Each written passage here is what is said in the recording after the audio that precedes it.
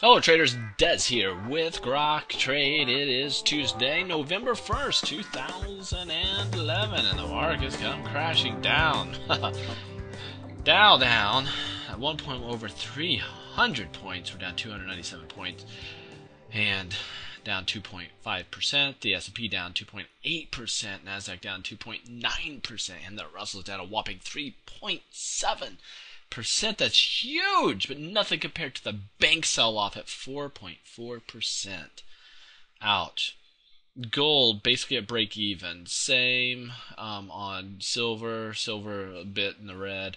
We have the U.S. dollar up 1%. Crude oil down 1.5%. VIX spiking 16%. We're up at 34, almost 35 on the fear indicator, and the trend at 2.65. Whoops. Bring that back down, move that over. And check this out. We're looking at the E-mini futures on the S&P 500. Big drop, a little bit of pop off the 20-day. I wanted to show you this because I'm expecting about the same to happen tomorrow, Wednesday. And look at the volume on the sell-off. It's not really that much as far as the futures are concerned. When I go over here to the spiders, which is the ETF on this, you see a significant amount of volume on the spiders. So, and we're finding support here at the 20-day moving average. But I like to lean towards the volume on smart money, and that's the E-mini futures. And the volume just wasn't that impressive on this big drop. Now let's go to the S&P, and we showed that crack yesterday, so it doesn't surprise us that we did just break down pretty significantly, but we did find support at the 20-day.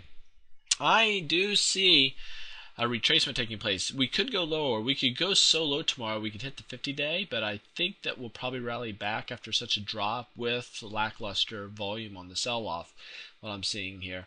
So with that and the MACD oscillator, I'm also remaining above zero. There could be an opportunity to pick up some longs here. We might be a little early tomorrow, but maybe the next day.